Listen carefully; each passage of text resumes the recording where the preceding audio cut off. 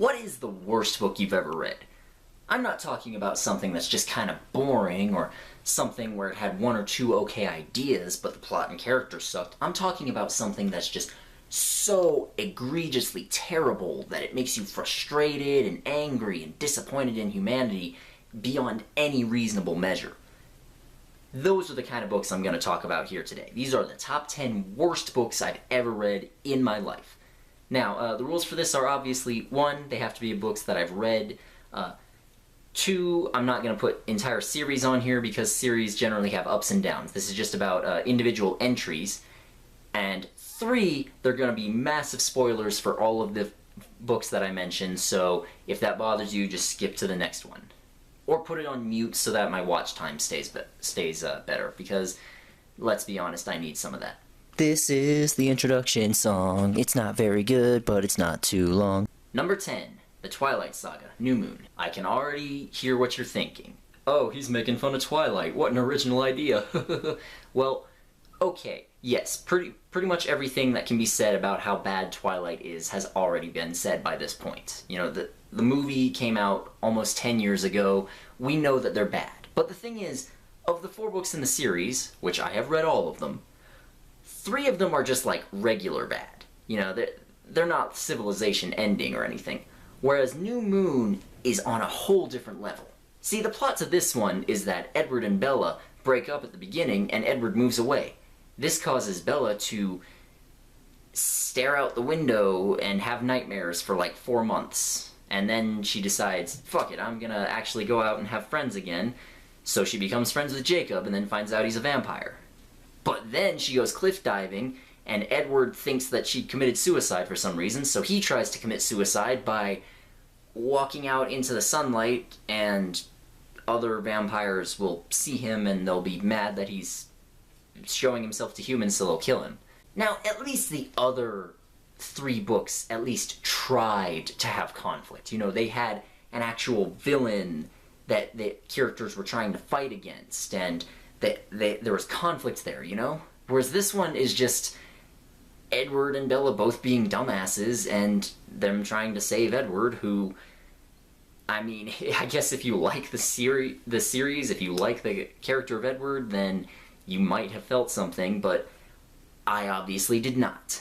And beyond that, this whole book just makes Bella look really, really pathetic. I mean, she's not a great character through the rest of the series, but just watching her completely break down because her boyfriend left is just sad, and it really does not send a good message to anyone reading. Number 9, Dance of Shadows. I haven't actually talked about this one before, but it's pretty bad. You know, I think my thoughts on it can be summed up in the first sentence of a review I wrote on Goodreads a couple of years ago. To be honest, I didn't finish reading this, but do you need to eat 5 pounds of shit before you realize that you don't like the taste? Yeah, that's pretty much how I feel. I'll admit I didn't finish reading this one, but I don't need to. I don't want to, ever. Like, I read about 2/3 of it, and then I skipped ahead to the last paragraph, and I read that, and I said, well, this is shit, and I stopped. Now, the main thing that drew me to this book when I first heard about it was that it sounded really cool. You know, this girl's sister went missing at some prestigious ballet school a couple of years ago, and so she enrolled herself in the school and in order to try and figure out what happened to her sister. That sounds really cool. But that's not actually what the story's about. What it's actually about is a girl going to a ballet school, getting picked on a little bit, and occasionally running into information about her sister. Like, that's the biggest thing that bothered me about this, was that she doesn't actually try and look for her sister. She never once gets off her ass and, like, rummages through old records or asks around. She just comes across this information. And that really bothered me for some reason. And in addition, it turns out that this series isn't about some, like, weird murder mystery or anything. It's about people trying to summon demons through magical ballet dancing. So, yeah, that might be the stupidest thing I've ever heard of. Let's just move on. Number 8, Fairy Wars. I really don't know what I expected going into this. The title is pretty fucking stupid, and the first, like, 40 or 50 pages are pretty fucking stupid. So why did I keep reading? I don't know. So there's two plot lines in this which intersect. The first one is about this prince in the fairy world who gets himself into trouble, and so they send him to the human world, and then when he's in the human world, he shrinks down to like this big and he has wings, which is weird. And the other story is about a regular human boy whose parents are getting divorced because his mom is having an affair, which doesn't sound that terrible on paper, but it's really poorly handled. And I mean, this could have been pretty important for younger audiences, you know, like my parents were divorced, and I know different angles on that really helped me come to terms with it when I was younger, but it's really handled not well at all. And then hearing about how the weird fairy prince is just kind of flying around, I just didn't care. But I think the reason that this book is on this list can be really just summed up in the one paragraph that I remember reading. So, right before the prince goes through the portal to the human world, he got some sort of injection. And after he left, some of the other people were scrambling around because they realized, oh shit, it was poisoned. And they're like, oh, well, what's going to happen to him? And they're like, it'll kill him in 2 weeks. But what'll happen in 2 weeks? His head will explode. I'm not making this up. They really said that. Like, they mentioned being injected with some sort of fluid will make his head explode. Like it was supposed to be some serious fucking dramatic moment. And I read this when I was like 13, I think, or 14. I cringed so hard at that. Like, that was before I even was more of a critical reader, and God, that was fucking terrible. And the rest of the book is not a whole lot better, so let's move on. Number 7, The Dead House. Yeah, so those of you who have seen my review on this already kind of know my thoughts. It's pretty fucking bad. I mean, so it's the story of a girl with 2 personalities in her body, one of which comes out during the day, one of which comes out at night, and she just goes to school after staying in a mental health facility for a long time, and she's trying to adjust to her new life. But there's also supernatural stuff. The whole story is told, not in flashback, I forget what the name for it is, but it's told with a bunch of like journal entries and newspaper clippings and stuff years after the fact. And so from the beginning of the book, we already know that Caitlin, I think was her name, dies and burns down the school while she's there. And so there's not really any tension. We already know what's going on.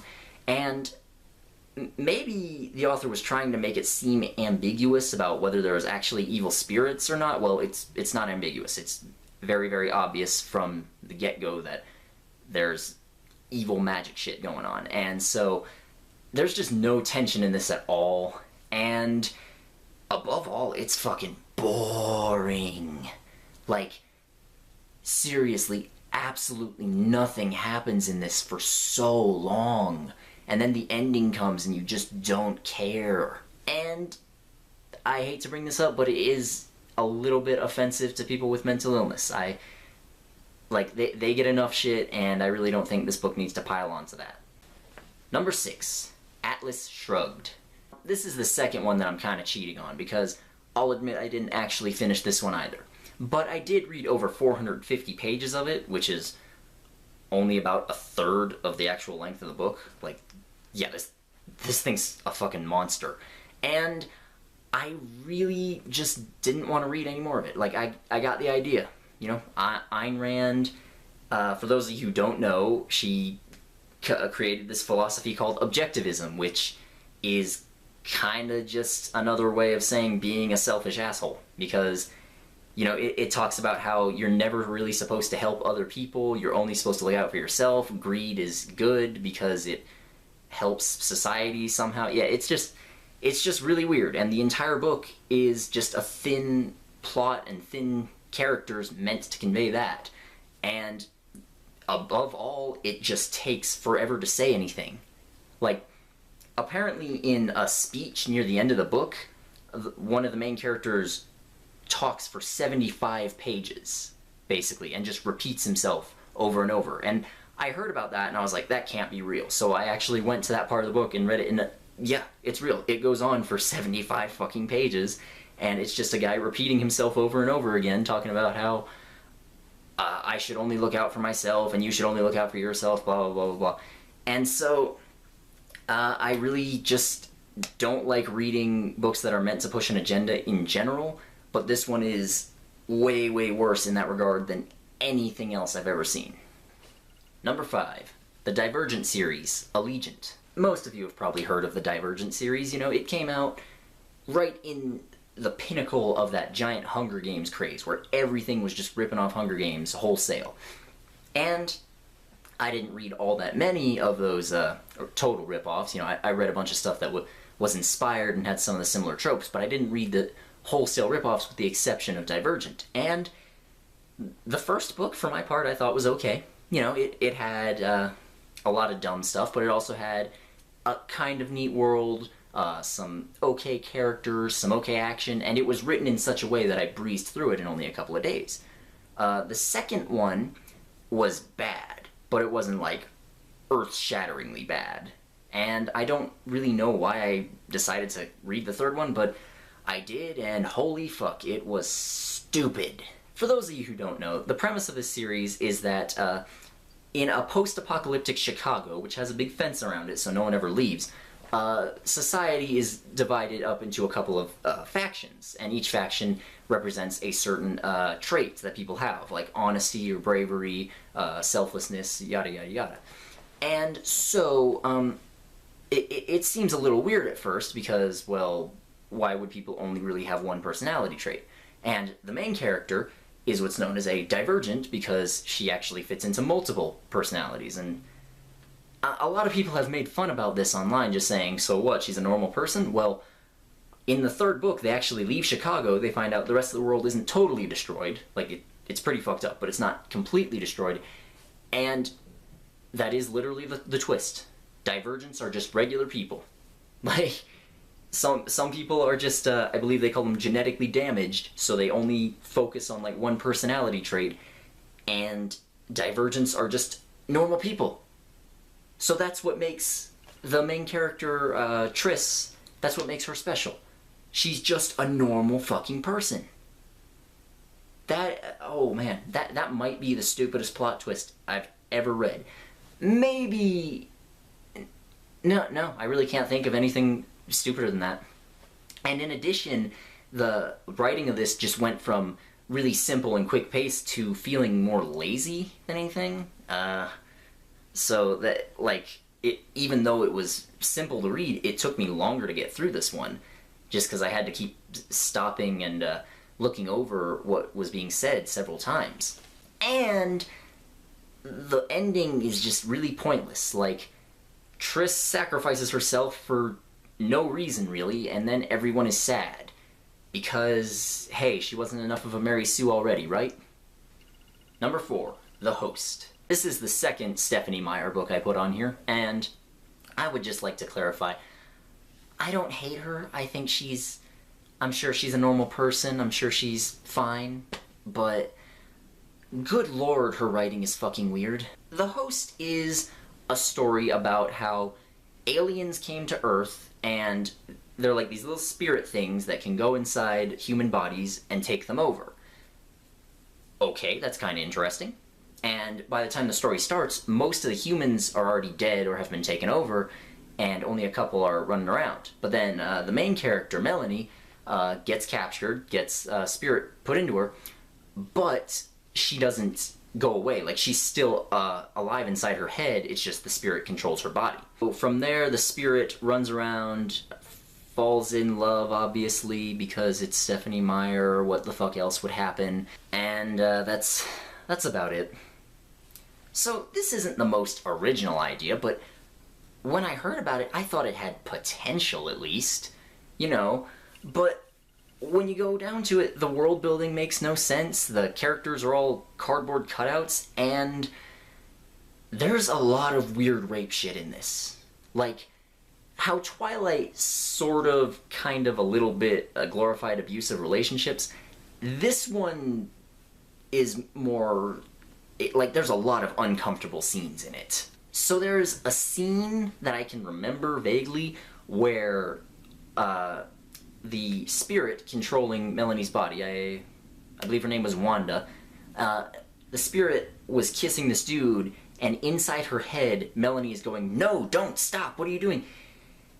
And I read that, and I was just so uncomfortable right away. Like, my skin was crawling, and I'm thinking, okay, do people actually get off on this? Or is that, like, a problem that they see with it? Are they trying to glorify this? I really don't know. And so based on that alone, this would be pretty bad. But, I mean, when you can combine that with just characters that are dicks to each other, and just a story that, again, just goes nowhere. That's a common theme with these, is that nothing happens, really. Just characters talk to each other, and then there's a climax, and that's the end of it. So, yeah, the host has a lot of weird rape shit. Next. Number 3, The Fifth Sorceress. This is another one that I did a review on not long ago, and so if you guys have seen it, then, well, you kind of already know what this is like. I first heard about The Fifth Sorceress as a failure. It came out in a time when there was just a whole lot of generic fantasy coming around, and this one went out and they expected it to do well, and it just totally flopped. And good God, I can see why. It's kind of hard to even explain how bad this is. For one, the entire story is just told in a series of monologues. Like, why would you want to show that the main character is good at sword fighting when you can just have him think about it for a couple of paragraphs? That's how storytelling works, right? Or how about the part where he plays catch with his horse, even though his horse is not important to the story at all? Or how about partway through the wizard spends 3 or 4 pages explaining exactly how magic works, and yet we still never understand how it works? Yeah, the entire book, we never know how magic works. Even though they spend, in total, probably like 25 or 30 pages talking about it, and, you know, this is what you can do, this is what you can't do. Well, why can't you just do this then? And none of the characters ever think about this. The main character is fucking an insufferable dumbass. Like, just, it's impressive how dumb this guy is, really.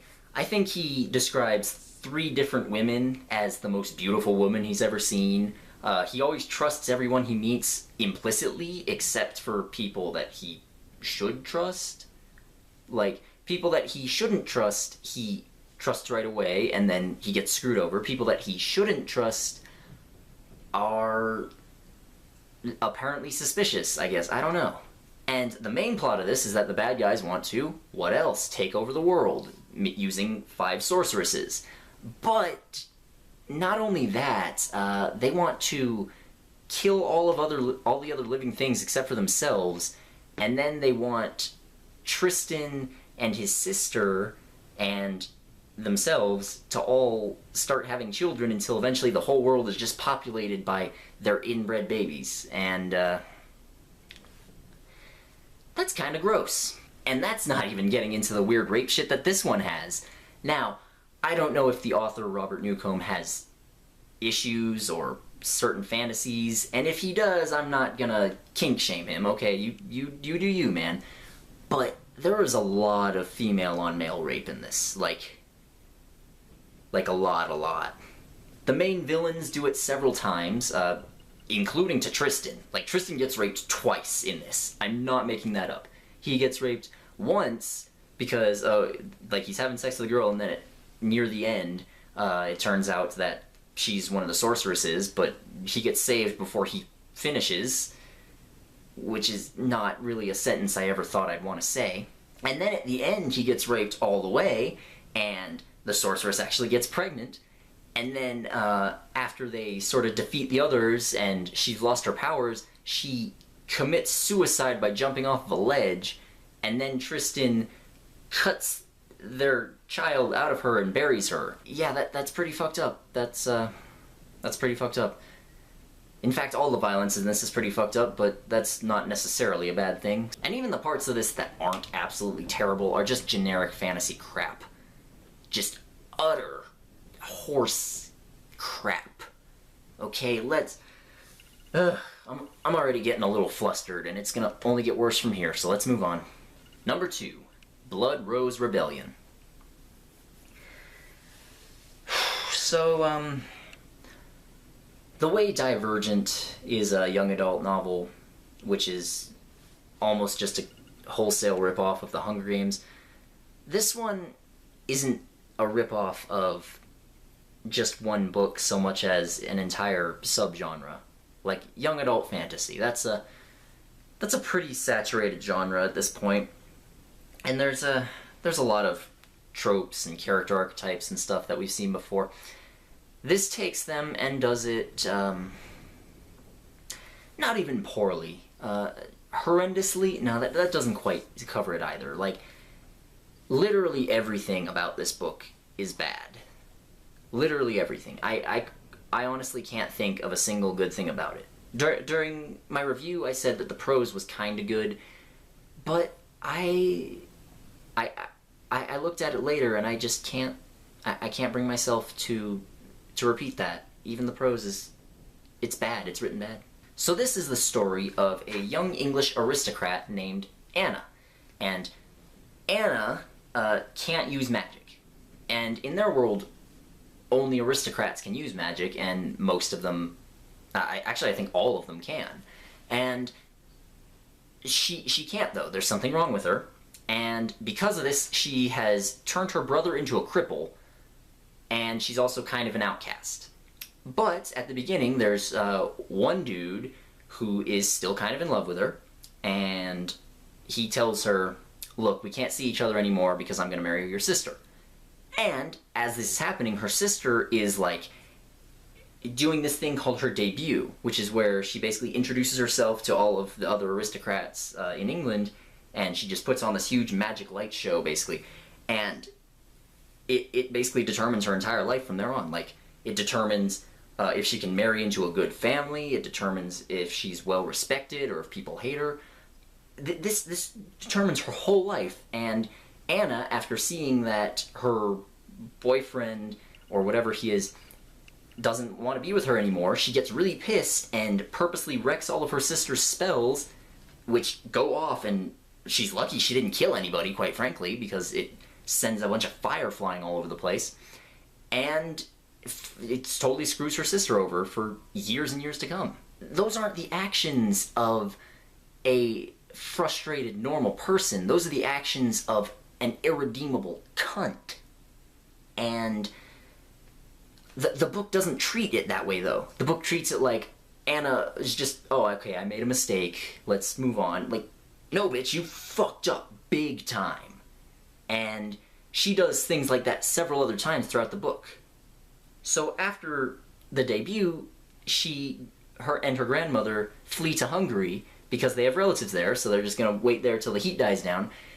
And from there, Anna just continues being a bitch, basically. Within 2 or 3 pages, she talks about how 2 different boys are super cute and she wants to kiss them, one of whom is her cousin, which is a little weird, but it didn't bother me that much, you know, that's normal for the time. But the other one is this Romani, and she becomes friends with him, and apparently the Romani have, like, different type of magic than other people, so she starts trying to use it that way, and she's thinking, oh, maybe I actually can use magic, yada yada yada. And then apparently she decides she wants to die for Hungarian freedom, I guess, even though she's only been there for like 2 months at this point. Whatever.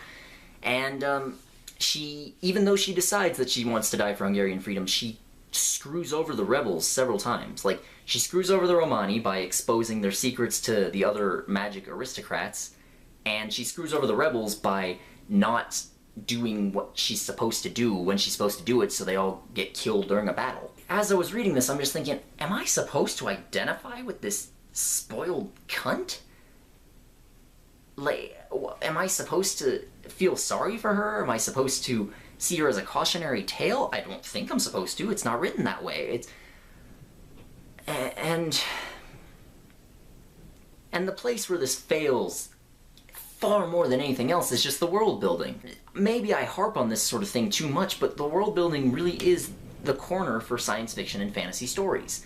And in this, magic has been around for all of human history, but everything else about human history is exactly the same.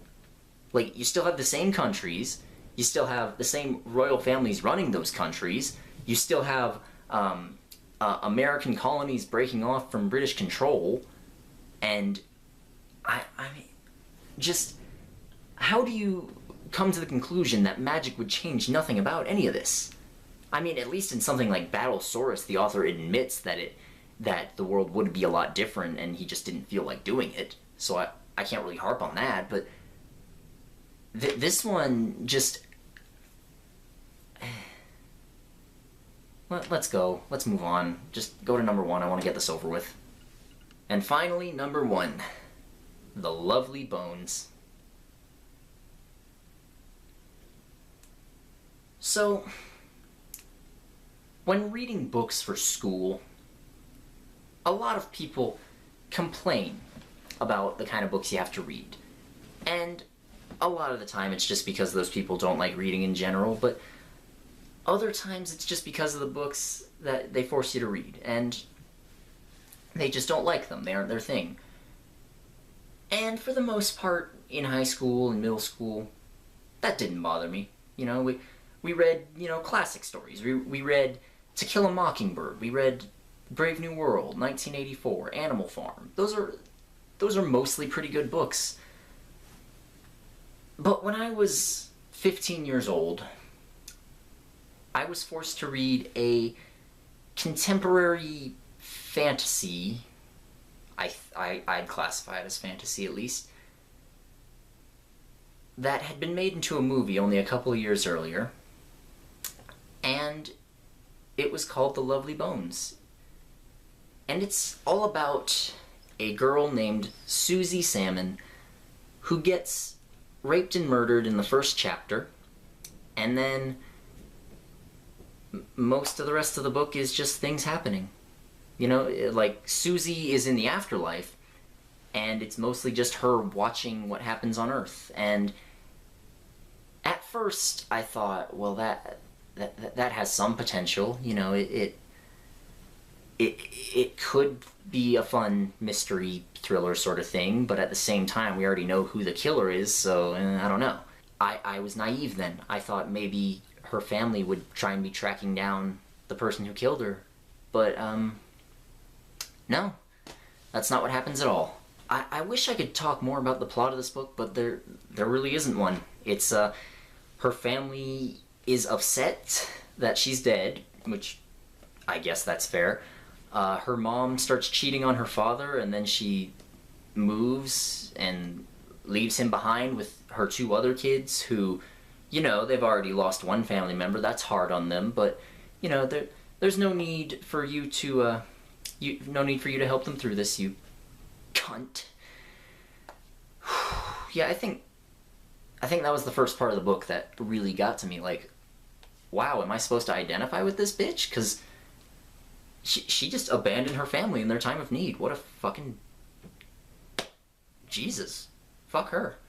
And then the guy that killed Susie, we get, like, flashbacks of his life and his childhood, and we also see him go around killing a whole bunch more girls, you know, because the other characters don't really bother trying to stop him or find him or anything, and he continues killing people, so, you know, they kind of bear some of the guilt from that too, so pretty much every character in this is a shithead. And I'd also just like to point out that the guy who killed her, his backstory doesn't make much sense. So it's written in such a way that maybe when he was a kid his father was abusive, but honestly it's hard to tell. And at one point they're driving on the side of the road and he kicks his mother out of the car, and then they keep driving, and then the next time we see the serial killer, it's like 10 years later, and he is a rapist. Like at this point he would have been like 16 or 17, I think. He's a rapist. Like, we go from mom being abandoned in the middle of nowhere, which admittedly that would suck, but I mean, you can probably find her somehow, and then rapist. There's a whole middle ground missing here. And then later we go from rapist to murdering rapist. Again, it's just big open space here. You know, nothing's really explained, and that... So there's... It doesn't work as a character study. It doesn't work as a story at all, because his plotline ends with he's about to try and kill another girl, and then he slips and falls off a cliff and dies. And that's the end of it. And so it really just felt totally pointless altogether. But here's the thing that got me. So, near the very end of the book, it takes place about 7 or 8 years after Susie gets murdered, I think. And she had these 2 friends when she was in school. One of them was a boy that she had a crush on, and the other one was this weird girl who can, like, see ghosts or dead spirits or whatever. You know, they never actually explain how that sort of thing works in this world. But, you know, that's the least of its problems. And so the 2 of them go out together. They're friends now. And then Susie just slips into her body and takes over her body and her thoughts, and then has sex with the other dude. So Susie, a character who I'm supposed to feel sorry for because she was raped at the beginning, later turns around and basically rapes a girl that used to be her friend.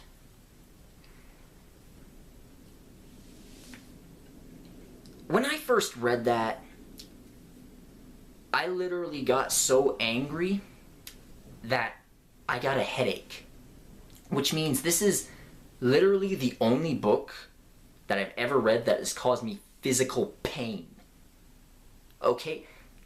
Susie is just fucking disgusting. That ending is fucking disgusting in every way. There is nothing redeemable about this book. Okay, there's nothing redeemable about Blood Rose Rebellion either, but that was just, like, bad in every way. This is bad, or fucking garbage, or, like, AIDS mixed with hypodermic needles, and then it just gets worse from there. Okay, there is absolutely nothing good about this. There are no good characters. They're all pieces of shit. There is no good story. It just meanders around and talks about random shit. There is no good writing. It's all confusing and pretentious as fuck. And there's no good messages either, okay? It's not about fucking healing or how people can get torn apart. It's about a fucking girl that gets murdered and raped, and then she decides to rape somebody else. That's... I'm sorry. But Jesus fucking goddamn shit Christ. This book is horrendous in every way, and I'm angry that it even exists. So now you know. That's my most hated book of all time, and fuck it. Fuck the author of it, and fuck my teacher for making me read it, and fuck everyone who enjoys it.